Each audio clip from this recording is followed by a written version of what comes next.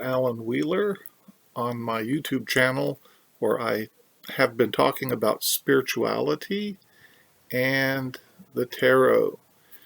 And uh, as always, I'm sitting here at my altar, and this is somewhat of a transitional episode in that I believe I'm going to start making shorter videos and focus them on invoking the Morrigan. Um, so you can see her statue maybe here in the background. I'm wearing some prayer beads in her honor as well as a ring in her honor. And I took a few moments to meditate before beginning the video. Now, my disclaimer is that I refer to the Morrigan or the Great Queen as personified deity, but you can translate this into your own personal beliefs, your own personal path. Um, it could be considered an aspect of the divine Om from Buddhist thought, or a face of the Holy Spirit from Christian thought, an aspect of the higher self, of personality or an archetype, whatever resonates with you. For me, at worst, the way I refer to personified deity, at worst, it's a powerful shortcut to access meaning and power and energy at the least. Or it's that. At the best, it's tapping into a higher wisdom and a higher energy than might be accessible. So, just some opening thoughts there. Now, the title of this video is something like Barriers and Borders, Morrigan Moments 1. And for as long as this kind of series goes on, I think. And what I mean by barriers and borders is really three ways of looking at our worldview, our identity, our culture. Three perspectives. One is exclusivism. And to me, this I picture this as a big barrier like the Great Wall of China, and a very closed culture in Star Trek, if you're familiar with the Klingons, a very protective race. This would be akin to fundamentalism in religion and the claim that my truth is the only truth, exclusively. To me, this probably only works with empirical facts, things that can be agreed upon and tangibly proven, might be exclusive truth, though we even have some relativism there, perhaps. The second way of looking at our worldview or identity is universalism. And this is the idea there are no walls. We are all one. We are all the same. You are right, and you are right, and you are right, and I am right. We are all right. And to me, this works well with human rights and common sense, and certain things that we do all share, certain axioms, perhaps that we do all share. The dark side of this approach, while you have humanism on the one hand, the dark side is the Roman conquest, taking over other cultures to be part of the one, or In Star Trek, the Borg, who say resistance is futile, and they assimilate and make every culture a part of their own. The third way is inclusivism, and to me, this is the image of not a barrier, but a border, an open border, a border with gates, or a wall with doorways, a permeable wall barrier. And this would be like the Federation in Star Trek, uh, accepting of other races, other aliens, other cultures, but not conquering and subduing them. Maybe something like the tribes, 12 tribes that made up Israel, or something like that. I think this inclusive idea works well with cultures that want to remain distinct and yet share. Art, religions, languages, and many other things. So I drew 3 cards from the Deviant Moon Tarot.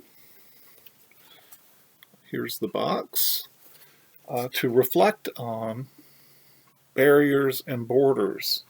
And I drew 3 interesting cards randomly, but very appropriate. One was the 4 of coins. I think it's called in this deck. The 10 of swords, and the king of wands. And here's the story I see here. You see here a picture of someone clinging to their ideas and their material things. And he is actually being dragged off. It looks like a death-like creature, a skeleton, dragging him towards these burning flames. And he's looking back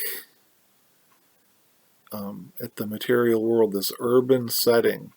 And there's a watch hanging on a chain here, ticking away. Time is running out, and he's holding on to these things. And to me, that's the fundamentalist idea. He doesn't want to let go. The snake does not want to shed its skin, does not want to put new wine into new wineskins, does not want that change, and sees it as a burning, destructive flame threatening what he knows.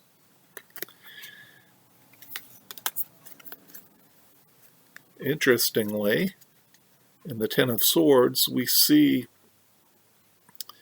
that the one who lives by the sword dies by the sword, and so that exclusive mindset of keeping others out, those sharp, critical blades are now turned against this poor character who's stuck in the box, inside that confining box. So, what happens in the end? Looking back,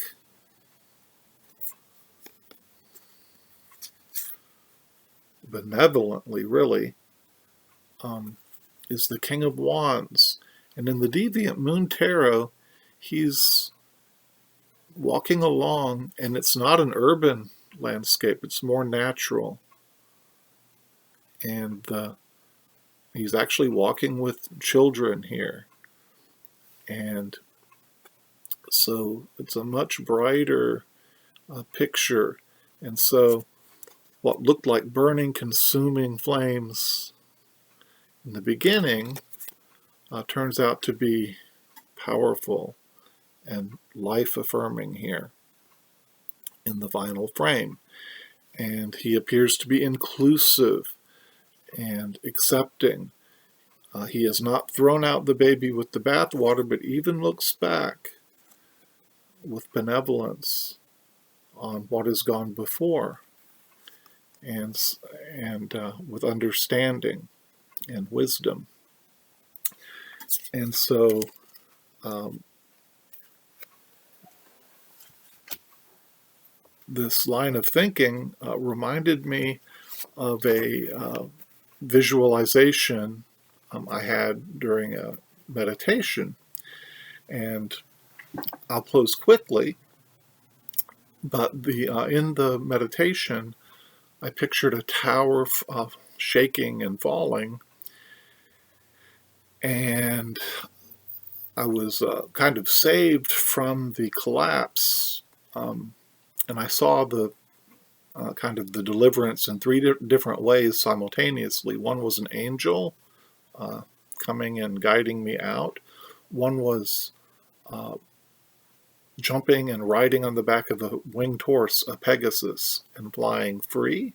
And the other was um, escaping in the claws of a dragon who carried me away. And in that escape that I saw in three different ways, I saw a forest laid out before me and hit a force field. And the thoughts that came to mind were these diverse tribes of the forest. Would they come and help the people of the falling tower? Um, was there a way for them to, was mediation possible? And I was reminded of the movie Frozen 2, which came out recently, where the people of the city and the people of the forest overcome difficulty and join together by the end of that movie. In Avatar 1, I don't know about the sequel, the ending's a little different, and the warlike humans are exiled from the planet of the natural earth-based forest creatures. Also in some path working recently, as I thought about the tower card and the star card and moving from one to the other. In my path working, the people escaping from the tower were joined by some of the people from the forest in a field in between the two realms. It was a field of purple heather that was growing there, and the tower people were taking off pieces of their armor and being joined by some of the people from the forest. And I went on and followed the path into the forest, following the star. So I'm going to close here, but those are some thoughts from a more verbal, word-based, conceptual way and a more visual way of thinking about it. So thank you for watching. I hope you'll feel connection and support with people in your life, on your online communities, and in your spiritual path, whatever that might be. Thank you so much.